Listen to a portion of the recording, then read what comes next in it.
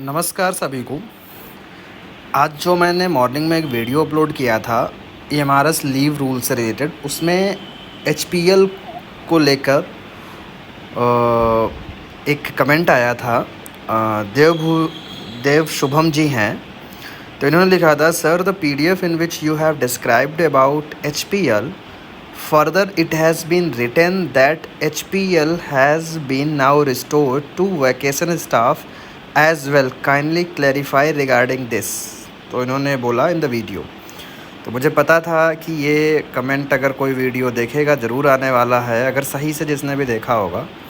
तो जैसे कि हमने आप लोगों को ये वाली पीडीएफ दिखाई थी एचपीएल से रिलेटेड, और अभी हम आपको बता रहे हैं इनकी क्वेरी क्या है।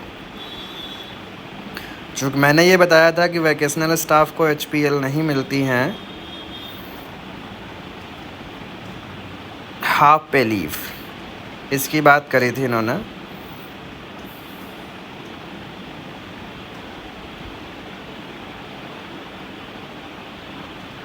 ये लिखा, जैसे कि इसमें लिखा है, vacation staff were not entitled to any HPL vide DoPT OM number this dated 3/9/1981 and notification number this.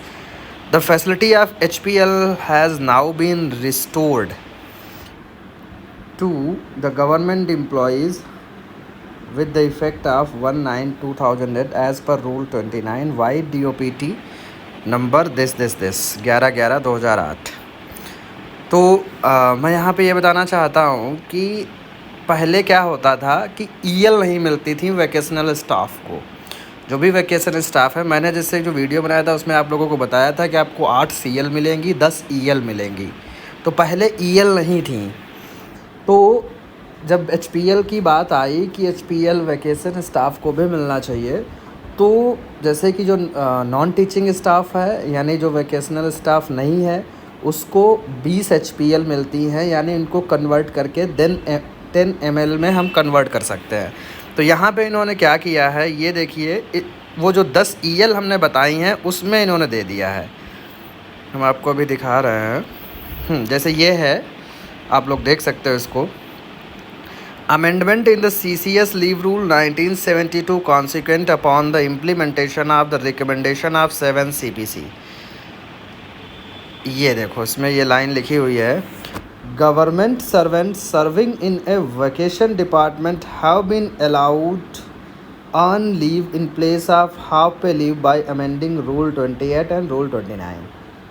Half pay leave में कन्वर्ट कर, हाफ पे लीव को ऑन लीव में कन्वर्ट कर दिया गया, तभी जो है अब आपको 10 ईएल और 8 सीएल मिलती है, मैंने जो कि वीडियो में बताया था। एचपीएल आप लोगों को नहीं मिलेगी।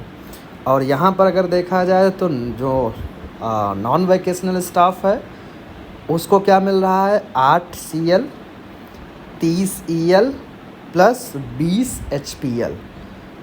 अब आई थिंक क्लियर हो गया होगा, क्योंकि ईएल के लिए वैकेशन स्टाफ पहले इंटाइटल्ड नहीं था, तब उनको एचपीएल, और पहले एचपीएल थी भी नहीं, लेकिन बाद में लोगों ने कहा कि एचपीएल दी जानी चाहिए, तो वो ईएल दे दी गई 10।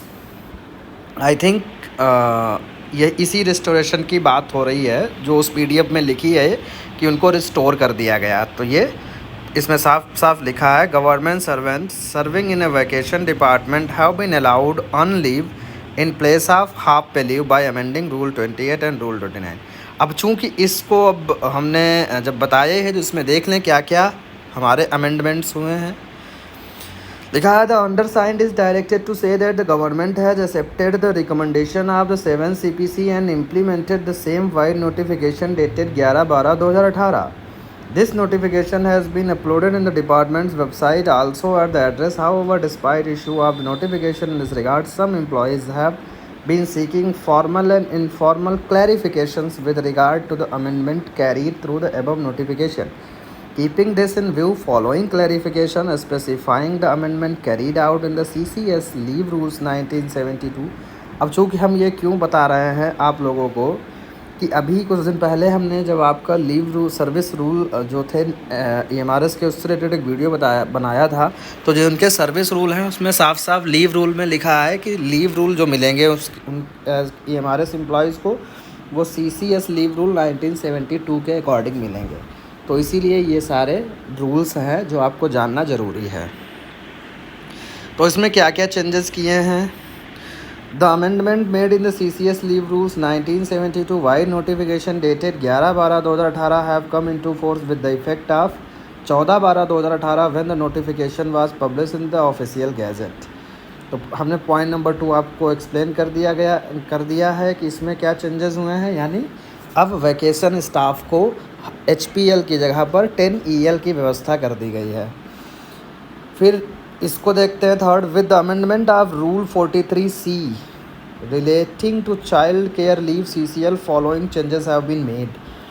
पहला क्या, CCL में be granted at 100% of the leave salary for the first 365 days, जिसको जो कि हम बता चुके थे 365 दिन जब आप पूरे हो जाएंगे उसके बाद जब आप CCL के लिए अप्लाई करेंगे और CCL लेंगे तो फिर आपको 80% सैलरी मिलेगी। 365 दिन के लिए तो 100% मिलती है। जैसे कि मान लो हमने इस साल ली 3 महीने की या 6 महीने की छुट्टी ले ली CCL के लिए, तो 6 महीने मतलब 180 दिन की छुट्टी ले ली तो इसमें 100% सैलरी मिलेगी। फिर हमने आगे छुट्टी ले ली 180 दिन की, तब भी हमको 100% मिलेगी। लेकिन जैसे ही क्योंकि अभी 360 दिन हुए हैं, 5 दिन और हम ले सकते हैं तब भी 100% मिलेगी। उसके बाद जब हम लेंगे CCL तब फिर हमें 80% सैलरी मिलेगी, यानी 20% नहीं मिलेगी। ऐसे मान के चलो ये इन्होंने अमेंडमेंट किया है। फिर क्या है, CCL में भी extended to single male parents who में इंक्लूड अनमैरिड और विडोवर और डिवोर्स एम्प्लॉयज़, ये बता चुके थे। For single female government servant the CCL में be granted for 6 spells in a calendar year. However, for other eligible government servant, it will continue to be granted for a maximum of 3 spell। ये भी मैंने अभी बताया था आपको उस video में कि अगर आप नॉर्मल मतलब हैं तो 3 स्पेल्स मिलेंगे और सिंगल फीमेल गवर्नमेंट ले रही है तो 6 बार उसको मिल सकते हैं एक कैलेंडर ईयर में। फिर इसकी ज़रा बात करते हैं, जैसे कि हमने उसमें बताया था कुछ स्पेशल डिसेबिलिटी लीव मिलती हैं, वो किसको मिलती हैं उसमें भी बताया था, यहाँ पर भी देख लीजिए क्लैरिफिकेशन दिया है। A special disability leave for injury intentionally inflicted under Rule 44 has been substituted by a new leave named Work-Related Illness and Injury Leave, which may be granted to a government servant, whether permanent or temporary, who suffers illness or injury that is attributable to or aggravated in the performance of her or his official duties or in consequence of her or his official position, with the introduction of WRIL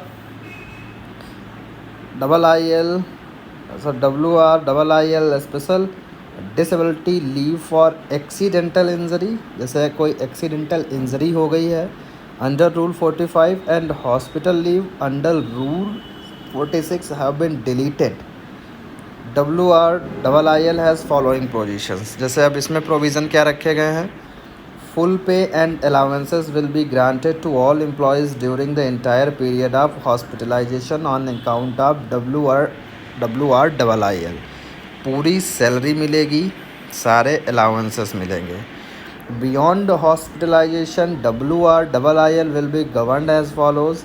Government servant other than military officers will be paid full pay and allowances for the 6 months immediately following hospitalization and half pay only for 12 months beyond that period। ठीक है, यानी 6 महीने तक for 6 month, जैसे जब आप hospitalise होंगे 6 month तक आपको फुल पे मिलेगा। उसके बाद जो है बियॉन्ड दैट पीरियड आपको हाफ पे मिलेगा।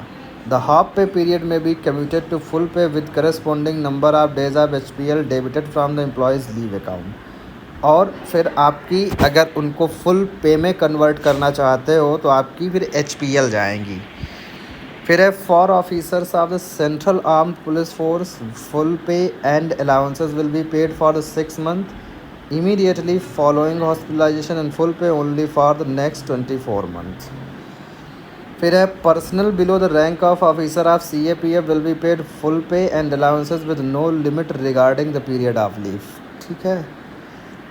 In the case of person to whom the Workmen's Compensation Act 1923 applies, the amount of leave salary payable under WRIIL shall be reduced by the amount of compensation payable under the act। मतलब अगर कोई workmen's compensation act 1923 के under अगर कोई work person आता है तो उतना कंपनसेशन जितना उसको मिलेगा वो निकाल के बाकी जो बचा हुआ है वो सैलरी के रूप में दिया जाएगा। No EL or HPL will be credited during the period that employee is on WRIIL। अगर जिस मान लो 12 महीने के लिए हम रहते हैं तो 12 महीने में न तो आपको जो EL मिलेंगी न HPL, कुछ भी नहीं मिलेगा। ठीक है, तो ये चीज़ थोड़ा ध्यान रखिएगा। तो मेन था इस पॉइंट को लेकर के HPL को जो कन्वर्ट किया गया, लोग कह रहे हैं कि उसको EL में। ठीक है, आई थिंक क्लियर हो गया होगा। आपके डाउट्स को क्लैरिफाई करना मेरा सिद्धांत है, मैं करूँगा। अब कन्फ्यूज़न्स हैं, अगर उसको सही भाषा में सही लैंग्वेज में मुझसे पूछ रहे हैं तो बिल्कुल हो सकता कि कई बार कुछ चीज़ें जो मुझे लगती हैं सही हो सकता आपको ना लगें, लेकिन पूछिए, उस पर कहिए कि सर ऐसा नहीं है वैसा नहीं, हम आपको बताएंगे क्या रूल्स हैं क्या नहीं है। आपके पास कुछ उससे रिलेटेड हो, जैसे कि अभी मैं बताऊंगा ऑटोनोमस बॉडी से रिलेटेड मुझे वीडियो बनाना है। ठीक है, ऑटोनोमस बॉडी से रिलेटेड अभी कल परसों एक कैंडिडेट है, उसने मुझे भेजा था सर्कुलर, जिसमें था ऑटोनोमस बॉडी भी कवर्ड होंगे death gratuity and retirement gratuity से। एक सर्कुलर आया था, लेकिन ऊपर वो हायर एजुकेशन के लिए था, मतलब वो उच्च शिक्षा के लिए। हालांकि वो लिखा है, गवर्नमेंट ने कहा है जितनी ऑटोनोमस बॉडी हैं उनको दिया जाना चाहिए, लेकिन इन्होंने नहीं किया है, मतलब KVS ने भी नहीं किया। तो मैंने फिर उनको एक सर्कुलर भेजा जिसमें उन्होंने नहीं इस चीज़ को लिया। तो यही ऑटोनोमस बॉडी का होता है, ये अपने हिसाब से चलाते हैं, बहुत सारी चीज़ें अपने हिसाब से इनकी चलती हैं। तो अपने रूल्स कुछ मानते हैं कुछ नहीं मानते हैं, तो तमाम चीज़ें होती हैं। खैर जो भी हो, मैं उससे भी रिलेटेड मैं वीडियो एक बनाने वाला हूँ ऑटोनोमस बॉडी से रिलेटेड, और थोड़ा भी एक वीडियो और आएगा कि सैलरी और वेरिफिकेशन ऑफ डॉक्यूमेंट का, वो मैं बना दूँगा आप लोगों के लिए। तो ठीक है, मिलते हैं।